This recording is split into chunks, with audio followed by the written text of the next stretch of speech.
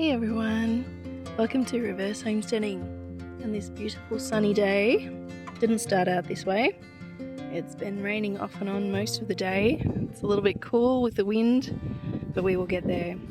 Something I wanted to talk about today is harvest.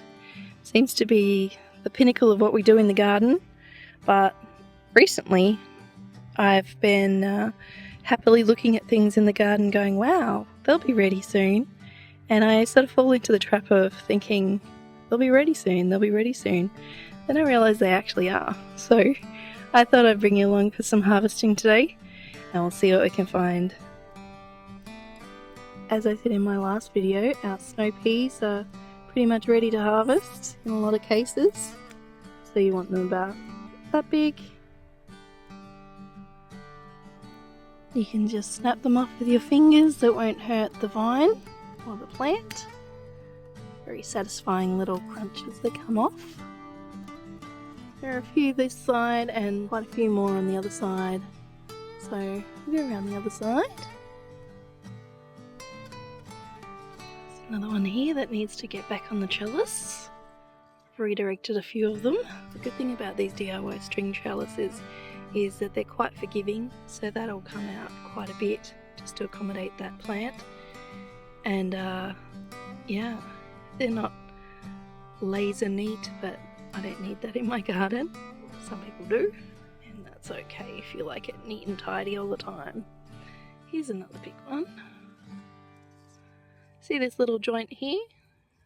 The little bend? Makes it super easy just to snip it off with between your two fingers like that. Did see another one here. Maybe further on. It's like a little treasure hunt, isn't it? See what treasure we can find. There's another one. It's not quite big enough, but I think it's a little gardener's snack. Very tasty. There's one. Nice. Look at these nice big fat pods on my bok choy seeds. Pretty happy to be getting mini bok choy seeds. I don't have any more once I finish the packet, which I almost have. They're from Manara Seeds. They're one that I found in an Asian food store. I haven't seen that brand elsewhere, but it's proven really good seeds from there. Alrighty, I think that's all I'll be finding here. Nice to see these mini crunches are starting to head up. They've had a bit more rain than the other ones did. I got a bit slack with watering with the first two, so now that I've stepped up, we've had a lot more rain.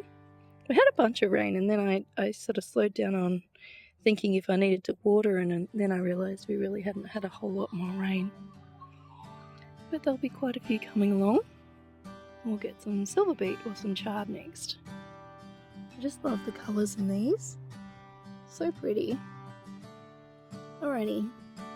My daughter is the #1 person who likes silverbeet or chard. So she'll be the #1 recipient here.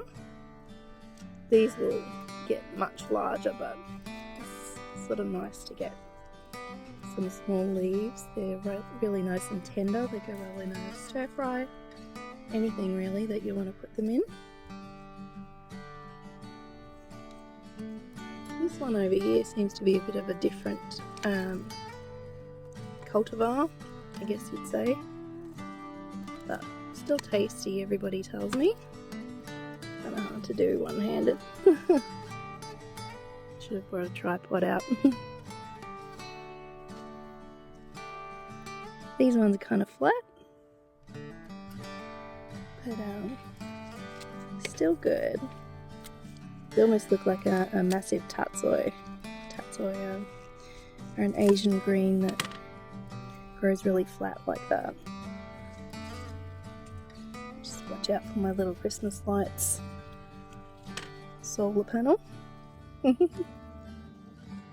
that one's still attached. This one. Only a couple of bugs I've seen so far. So as I've said in previous videos, you know the food is safe if the bugs can eat it and survive. And to get rid of the bug problem, you just need to fill a sink with water and put almost a handful of salt in, is how much I put in. I don't think the amount matters, but any slugs, or usually don't get slugs on these, but any little bugs that are not supposed to be there will climb out or come out in some other way. And yeah, you'll be looking forward to your organic produce. Look at the light, isn't that beautiful? Even though it's just been harvested, it's still cute.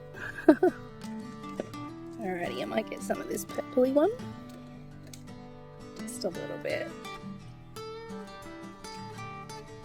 I actually had some of these myself recently, and as I've said before, I'm not a fan of chard or silverbeet, but it was actually quite good. So maybe picking it young has less of the earthy flavour that I don't like. Sort of a metallic, I guess it's the iron in it, kind of flavour. Alrighty, lots of leafy greens today. Look at that pink.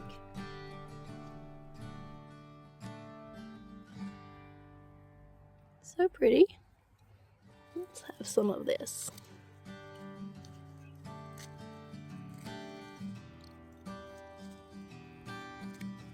There we go.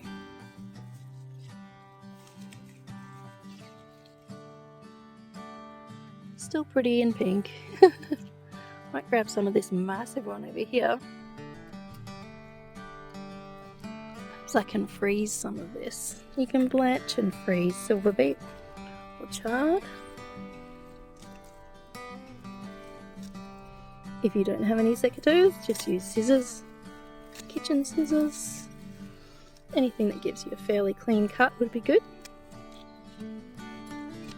Might leave some of that. Don't want to go too nuts. It'll be here again tomorrow. That's the awesome thing about food in the backyard. It's usually there the next day as well. Especially with uncertain times here, there and everywhere in the world. A few news things recently that are not great, but there's always the garden to retreat to. Just grow some food and you'll feel a bit better. That's my way of seeing things. Love that red. How beautiful is that? It almost looks like rhubarb. If it were rhubarb, we wouldn't be eating the green parts of those leaves because they have high amounts of oxalic acid in them and they are toxic. If it was rhubarb. It's not rhubarb. It does look like it though, look at that. Sadly not. I'm a fan of rhubarb, but there is some coming, as you may have seen on my video that I made yesterday. I've harvested some borage flowers. I'm going to put those in ice blocks, as I mentioned yesterday in my video. So cool. Such pretty things.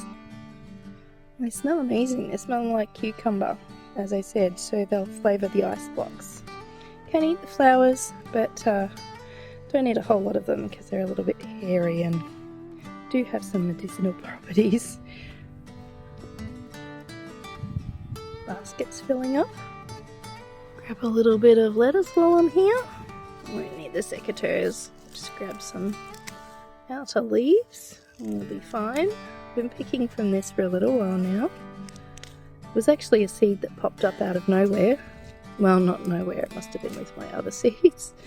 I didn't plan to plant lettuce when this came up in my little seedling pots, but we do have lettuce at the end of, I was going to say the end of winter. It's not, it's the start of spring, so I will have to plant some more lettuce. It's just after the end of the first week of spring, so I will be planting some more leafy greens soon. We have frosts until mid to late September here in Melbourne, so there'll be a whole lot more planting going on very soon. I'm leaving this particular kohlrabi to go to seed because it seems pretty keen to do so. So so that will not be eaten probably. It really hasn't bulbed up. It was a late comer. No bulb there at all, so nothing to eat from this little one, but it will give us seeds, so that's awesome. This little one, on the other hand, was one of the first ones, and I've been thinking it's not huge, but it'll go woody if I leave it too long. So I'll just pick that today, and I'll put the leaves in the compost. Nice little one. Well, I wasn't sure how much I would get, but that's today's harvest. So excited to be having harvest days already. So that's enough for the two of us, enough for giving away to some family and friends, and enough to put a little bit in the freezer. We don't have a massive freezer, we usually eat fresh, but that's pretty exciting to be starting to eat fresh like this. So thanks for watching, hope you're having fun in your garden. See you next time.